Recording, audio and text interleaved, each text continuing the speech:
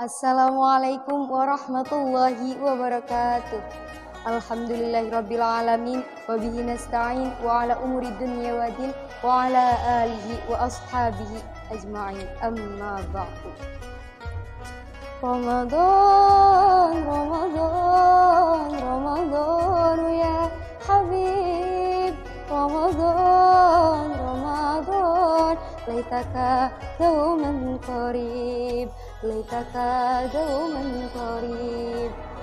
Hadirin rahimakumullah. Alhamdulillah, sekarang kita sudah memasuki bulan suci Ramadan, di mana bulan penuh ampunan dan bulan penuh rahmat. Semoga di bulan suci ini kita terhindar dari segala penyakit, baik penyakit zahir maupun penyakit batin. Sebagaimana firman Allah dalam Al-Quran, surah Yunus ayat 57. A'udzu billahi minasy syaithanir rajim. Bismillahirrahmanirrahim. Ya ayyuhan nasu qad ja'atkum mau'izatun min rabbikum wa shifaa'un lima fis suduri wa hudaw wa rahmatun lil mu'minin. Hai manusia, sesungguhnya telah datang kepadamu pelajaran dari Tuhanmu dan penyembuh bagi penyakit-penyakit dalam dada dan petunjuk serta rahmat bagi orang-orang yang beriman. Sobat rahimakumullah, bahwasanya setiap penyakit pasti ada obatnya, baik itu penyakit mata, penyakit gigi, ataupun penyakit hati. Lalu apa yang dimaksud dengan penyakit hati?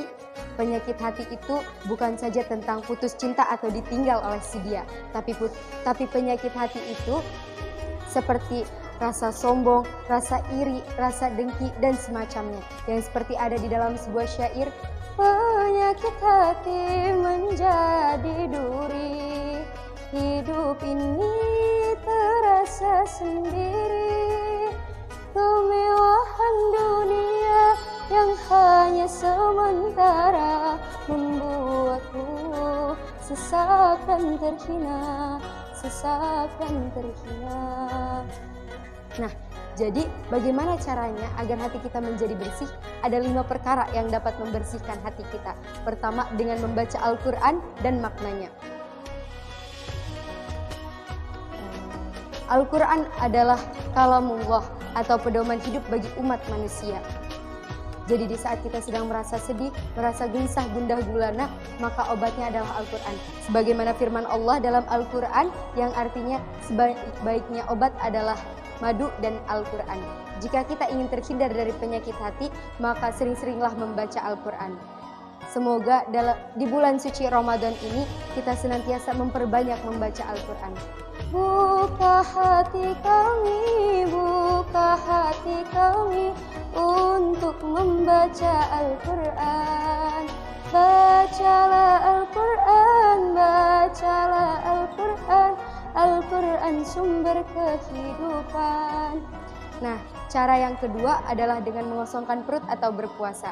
Jadi jika kita ingin terhindar dari yang namanya penyakit hati, maka kita harus menjauhkan yang namanya terlalu banyak makan. Mengapa demikian? Karena dengan terlalu banyak makan itu bisa menyebabkan kerasnya hati. Dan solusinya adalah dengan berpuasa. Alhamdulillah, kita masih diberi kesempatan oleh Allah untuk bertemu dengan bulan suci Ramadan, sehingga kita bisa melaksanakan ibadah puasa selama 30 hari lamanya. Sobat rahimakumullah, poin yang ketiga adalah dengan mendirikan sholat malam. Apa saja sholat malam itu? Sholat malam itu seperti sholat tahajud, sholat istikharah, sholat taubat, dan sholat di malam seperti sholat lainnya di sepertiga malam. Jika hati kita sedang sedih, hati kita merasa gelisah tak tenang, maka dirikanlah sholat. Insya Allah keesokan harinya kita akan menemukan ketenangan dan kebahagiaan. Lanjut poin yang keempat, yaitu memperbanyak zikir. Jika kita ingin terhindar dari yang namanya penyakit hati, maka perbanyaklah berzikir. Mengingat Allah, berzikir dimanapun, kapanpun. Mengingat Allah untuk berzikir, la ilaha illallah. Sebagaimana firman Allah dalam surah Al-Ahzab ayat 41 yang artinya, hai orang-orang yang beriman, berzikirlah dengan menyebut nama Allah, zikir dengan sebanyak-banyaknya. Terakhir, poin kelima, yaitu dengan berkumpul dengan orang-orang yang soleh. Nah, disinilah pentingnya kita memilih pergaulan atau memilih pertemanan. Karena di saat kita berkumpul dengan orang-orang yang soleh, maka insya Allah kita senantiasa dituntun ke jalan kebenaran. Tapi sebaliknya, jika kita bersama orang-orang yang salah, dengan orang-orang yang sering melakukan kemaksiatan, tidak menutup kemungkinan kita akan mengikuti jalan kesesatan tersebut. Bahkan ada peribahasa yang mengatakan, jika kita ingin mengetahui seperti apa seseorang itu, maka lihatlah dengan siapa dia bergaul. Jadi kesimpulannya ada 5 perkara yang dapat membersihkan hati. Pertama, dengan membaca Al-Quran dan maknanya. Kedua, mengosongkan perut atau berpuasa. Ketiga, mendirikan salat malam.